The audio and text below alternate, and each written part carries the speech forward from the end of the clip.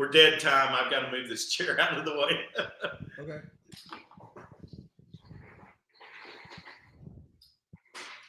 All right, that'll be it. What is that?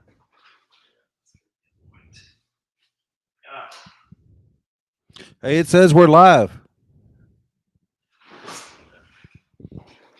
Hey, Steven. I can delete Hey, all that. Steven. Yes, sir. I just got a YouTube notification that we're live. We're live right now. That's what it says. Well, welcome, Coach, to the Parent Portal Show. Happy that you're with us. Happy that I'm here, and I'm happy that we're live. That's awesome. I'm glad to hear that. And we'll just have it's a kind of a cloudy, overcast day out there, but there is a lot going on. There's more content going on today than we have days in the hour. So why don't we just plow through some of this and see if we can't have a fun day at it. Got a great speaker that's going to be joining us in a little while, Lois Detman, who is just an amazing person here in the Austin, Texas, background in counseling and a teacher, educator, and spent really a lifetime with working with kids. And she's got some pretty that she's accomplished, and I'm looking forward in the second part of our show to have her join us today. Yeah, it should be a great time. Anytime we can add a guest to our show, it's going to always pick up and spark some interest and hopefully give some great idea to our parents. And it's always good to add a pretty face to the screen when all they see is our mugs sometimes. So certainly someone else is great. I'm glad she's able to join us today. Well, Coach, NCAA leaders. Let's jump into our good friends with the NCAA. You know how much I love those guys and love to talk about them. Yeah, it's been a busy week, and we've kind of talked in the past how we didn't think anything was going to be able to actually get done this year because of all the things that the House and the Senate have been going through with, oh, by the way, balance the budget, and there's that little thing where they're trying to find ways to support wars in other countries, and there's, oh yeah, we got these problems where people are being investigated, and so this didn't seem to be like the number one priority for Congress. And so in the absence of that leadership, it goes back to the NCAA.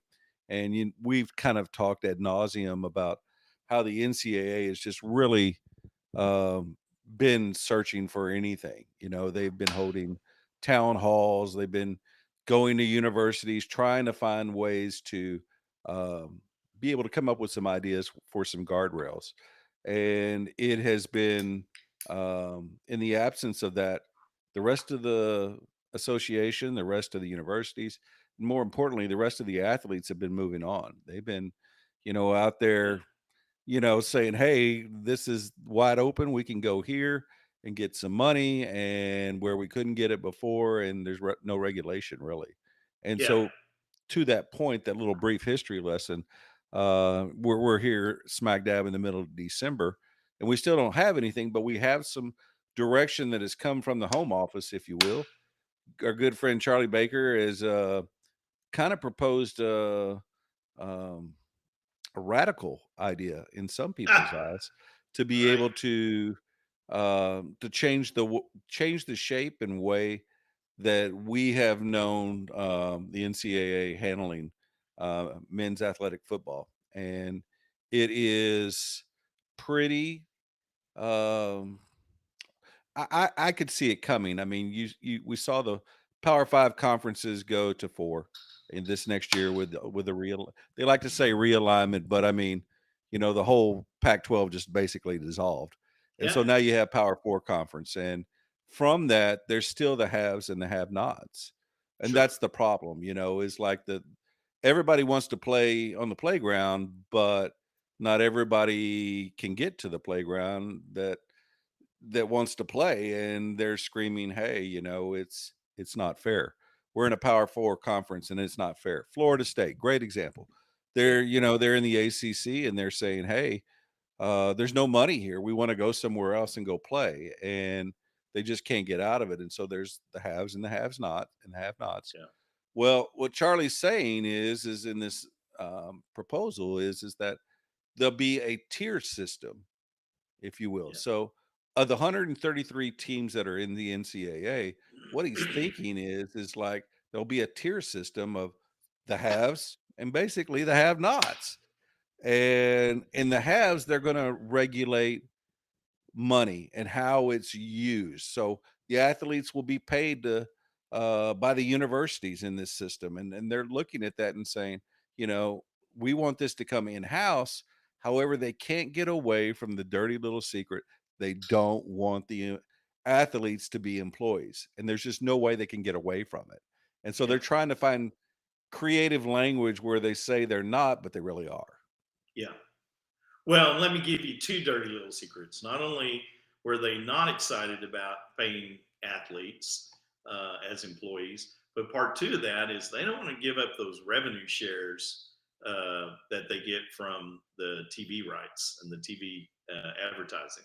And that's a big pot of gold, and that's starting to get looked at pretty closely. So, you know, I hear Charlie Baker talking, but my jaded view is going to come out, and I'm going to tell you, they're trying to control the narrative. They're trying to control the game plan here, the money in a way that the kids that really do deserve it and should be getting their share of the monies are going to not get. It's not going to work to their benefit. I hate to be so cynical, Coach, but I just have watched these guys and the commissioners, all and the universities. They have all been protecting their own butts, and it's kind of sickening at times. I've been very frustrated to see that they don't pay attention to some of the things that truly benefit the students. Because where's that um, contract for signature that could have been put together a long time ago and had that available, even despite not getting Congress's attention? Yeah, I mean, when you're talking money and you're talking this kind of money, we're talking billions of dollars for TV contracts that are out there. You're seeing everybody go, "Hey, this is my part of the pie and you're not going to touch it." And what they're finding out is, the athletes have been the ones that have been the performers, at the end of the day, and they've been overlooked and they've said, "Hey, we've given you a scholarship and that's good enough. Do you have to take that or you don't get it?" Well, that all changed when the ruling came in California a few years ago, and now those performers are getting compensated for it. And it is very scary for some of these institutions and these associations, because they're looking at this from, how am I going to protect, you said it earlier, how are you going to protect your butt, kind of thing. Right? And it really is. It's one of those things where, college athletics, there's not a lot of people, and I love lacrosse. I love watching it. But lacrosse is not filling the stands, not paying for, you know, professors that are on tenure. They're not paying for helping to set up endowments. A lot of that comes from the big sports. And when those monies start getting carved away, that's, all of a sudden these presidents of colleges and, these trustees are looking and saying, wait a minute, we had this cash flow and this cash flow is not the same anymore. Yeah. Well, Coach, I'd love to say they're going to figure it out thing, but I don't have that confidence. Yeah. Kind of jumps. Go ahead. I'm sorry. No, no. But the one of the thing the AP, article, um, kind of alluded to was, in addition to the tier system and, trying to meet the eligibility and that they're not being employees and all that stuff. One of the things that was just kind of buried in the article was talking about how they are going to, the NCAA on its own is going to purportedly put something out in January that these are going to be the guidelines that they work from. So, I mean, if that's true, if that indeed is true, then there could be a big shift come January, even without, any kind type of Congress or, Yeah, federal kind of guidelines. And that's huge because that's exposing the NCAA. yeah. They're just saying this, we're all in, because if this doesn't work, we're not going to be here. The- there At you the go. end of the day, they're right, but the other part is, man, the liability that they're putting themselves into by making that move, if everybody's not in a buy-in, and not everybody's gonna be in a buy-in situation, it's gonna get messy, really Yeah. messy. Well, they'll either find a way to make it work and to bring most of the big, they need the big universities, the big conferences to fall in line. If they can get the top 25% for the most part to kind of buy into what they're proposing, then the rest of the lower tier, the Division II schools, they'll all fall in line.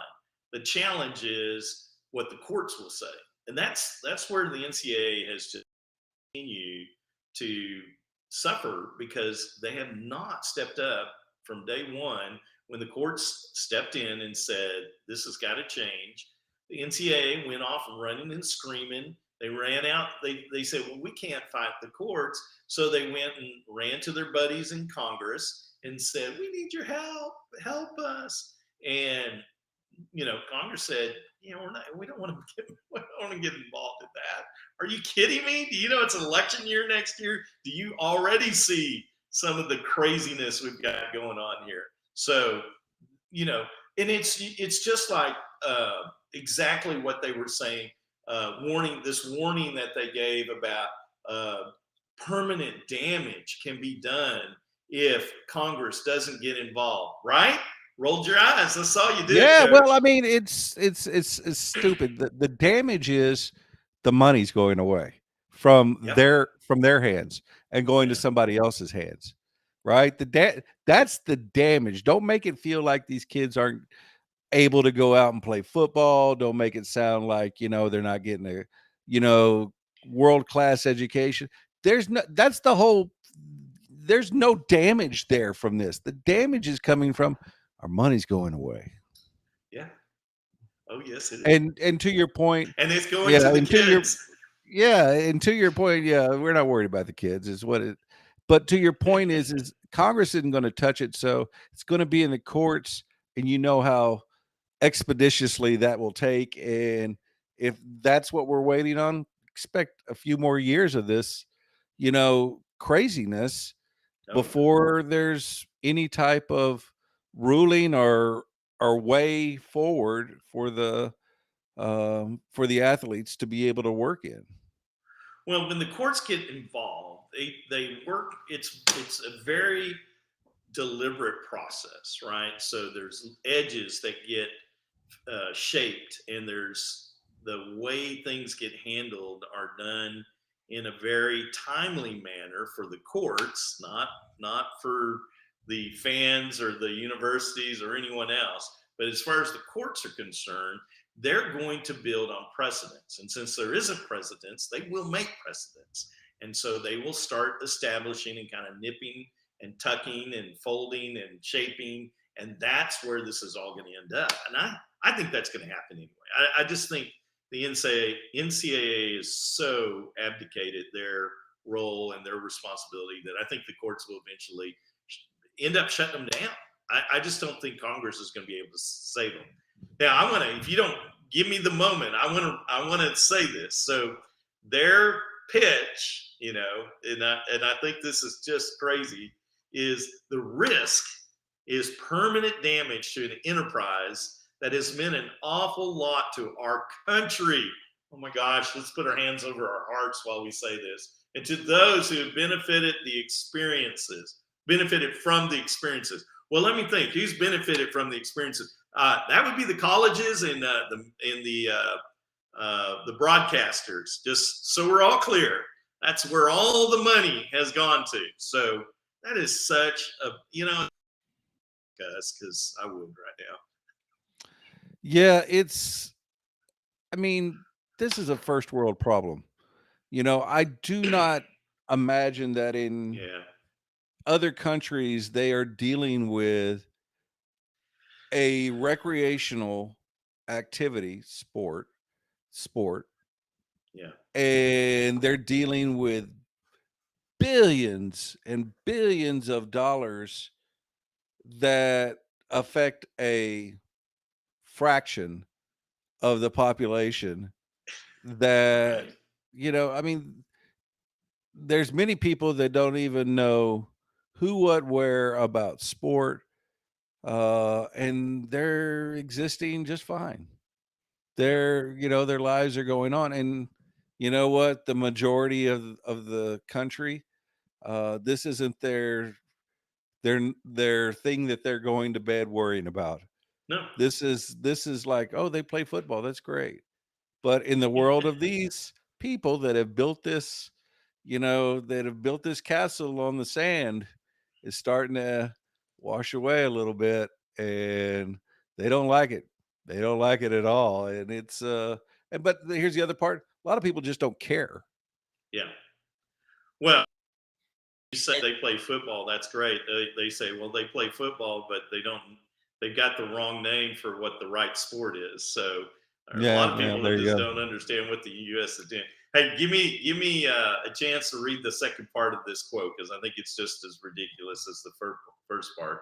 So Greg Sankey, the SEC commissioner, uh, he had his dire prediction if Congress didn't act. I mean, it's just like a bunch of little boys in a room that are all, you know, worried about their toys getting taken away, which they should be.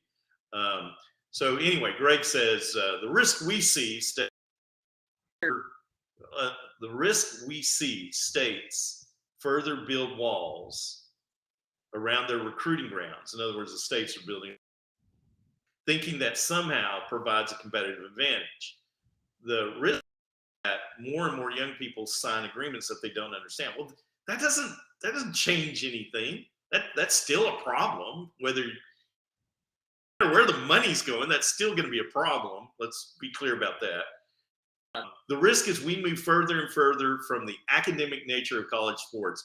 Oh my gosh, that ship sailed, what, 30 years ago? 30 years ago, that ship sailed. This is not academic in nature.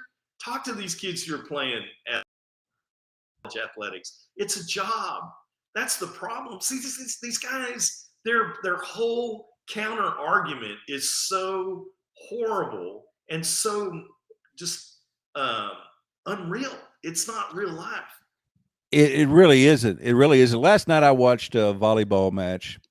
Yeah, your Texas Longhorns were playing out west in the one of the super regionals, and they were playing against Tennessee. And it Oh yeah. was 11:30 at night when this match ended. Great match. The girls played incredible, came back, won the fifth set. It was really cool. Wow. Here's what I'm going to ask.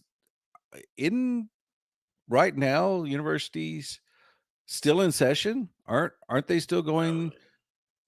Yeah, yes. The answer is yes. They're still going. They're still in semester. So the girls have been out there probably for 2 days. They're gonna be there because they won through the weekend. So that's 4 or 5 days. Now, you wanna tell me that their challenge is to be able to maintain their grades and to be professional, I'm sorry, let's let that slip, amateur athletes. And so as a Amateurs. yeah, Okay. yeah, and so they're amateur athletes, but 3/4 of their week, they're in another city playing sport that's taking up, oh, by the way, quite a bit of time to Yeah. do. So, to your point is like, are these professional academics? I didn't even say it right. Are they Yeah. professional athletes? And they're athletes. Athletes first, you know, academics second. And, for anybody to get up and say, "Oh, well, it's all about, the school and everything else." Man, I just challenge you to go to any Power 5 athletic department and watch what happens. It is a business, and the business is building athletes, straight up building athletes to be the best that they can be so that they can go out and play individually or as a team and win championships. That's what they're building. They're not Yeah. necessarily over in the history department going, "Oh, tell us about the War of 1812." You Yeah. know, Well, and this is going to continue to be a challenge, right? So, students and student athletes, the athlete portion of the role is always going to be a very pressure for these kids who are playing at these collegiate, and the tendency is going to be to let the sports take over on the academics. Having them being paid isn't going to change that. As a matter of fact, it could increase that pressure. I get it, and so that's back to some of the issues that we want the resources and the tools that are in place. That's where NCAA could help. But these guys have missed it. They're themselves still, and they are not addressing. They're not looking at the benefit for the kids. If the kids were truly at the center of this discussion, it would be how can we help a student athlete be every bit the athlete they need to be, and still give them the tools that they need to succeed. Now, big campuses do a pretty good job with it, but to your point, every kid that I know right now that I've just happened to be talking to a few of them because of some things, occasionally things that we're doing down the road. It turns out they're all in the middle of midterms. They're all trying to figure out, getting these finals taken before heading off to their Christmas break. Well, how in the world could you go travel to Tennessee and think that that's part of the game plan? But, this is nothing new. The kids have been doing this for years. The sports have been there for years. And this is a program that just needs a little more. Um, it it needs to reward kids up front because they are going to go through this pressure. It is not. They are not just students.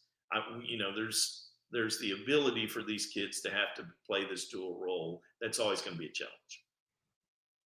yeah, at the end of the day, the model that football in college uses is when you compare it to like baseball or you compare it to basketball, there's another pathway, right? In those two sports.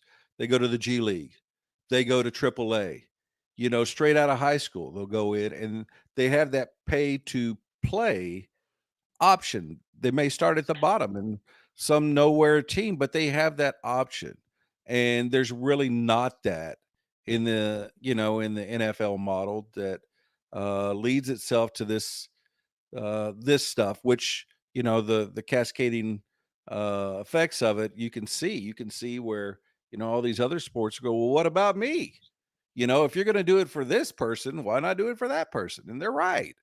And so it's kind of pulled the bedspread back and shown everything that's in the bed, and it's not always pretty. Wow, coach. I didn't know you were Yeah, going I to go know, there right? today. It's an adult audience today. I'm I sorry. love it. I love it. It's all good. Well, all right. Well, I don't know how to transition out of that No, very you well. can't. Let's You just really say, how can't. about we talk about Jeremy Gray, who's a Democrat in Alabama, who's got this legislation that he's trying to get passed in the state of Alabama, our good friends. Yeah, well, Alabama's been, for the past 5 or 6 months, just beating the drum, saying, "Hey, we're playing from behind," and Nick we Saban's been hating life. he has been. Well, it's because everybody else, right? And Yeah. so, but to that point, he uh, Representative Gray said, "Look, Democrat Representative Gray said, "Hey, by the way, we want to play on the same field as everybody else." Well, to do that, he's proposed, NIL bill that would allow high school students to be able to benefit from their name, image, and likeness.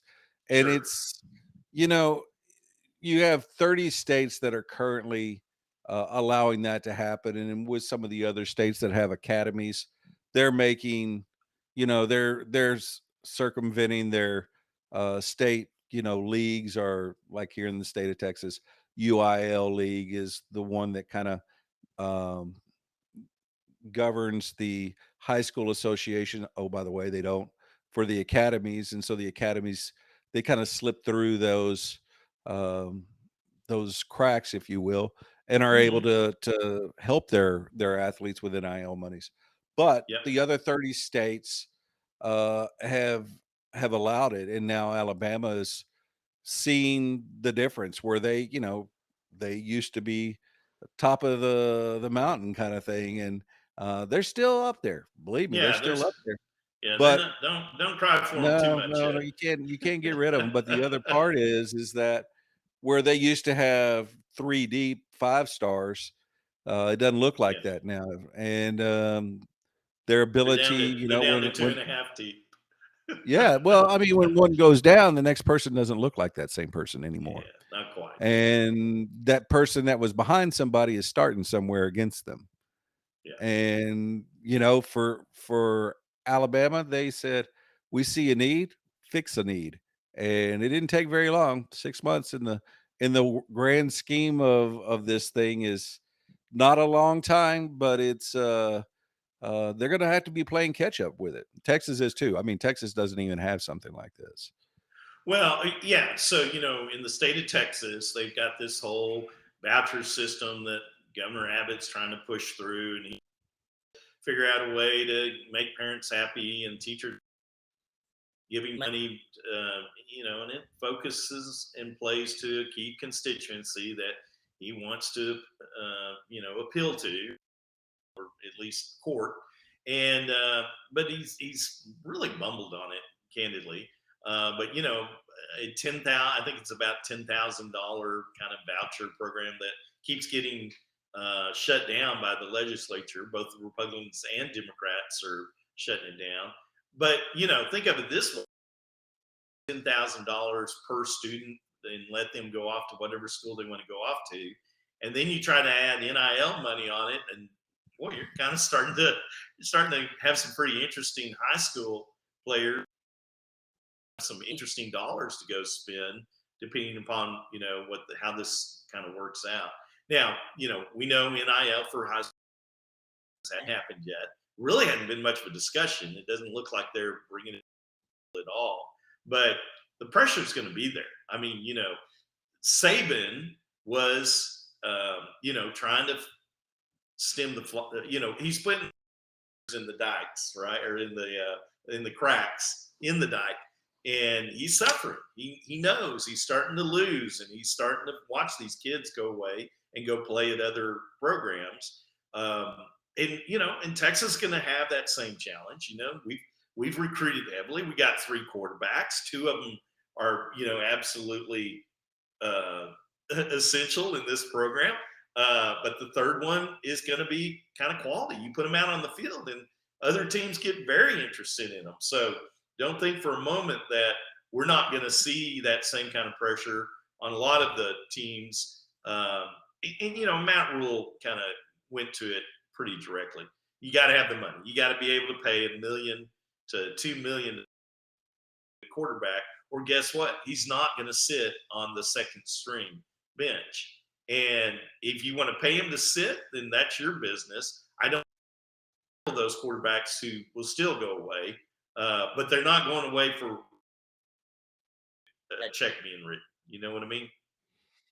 Yeah, well, I mean, there's 10, at least 10 Division One quarterbacks in the portal right now. Yeah. And, Ohio State. if yeah, Ohio State, Washington State, Yeah. Oregon State, it's they're out there. They're Duke quarterback. There's a Yeah. number. I mean, just pick up and read and see who they are. But the point is, in years gone by, they would never leave that No. safety of what they had, because we'll take your scholarship away if you leave, kind of stuff. Or you can't transfer to another school. You have to sit out 2 years before you do that. That's just not fair.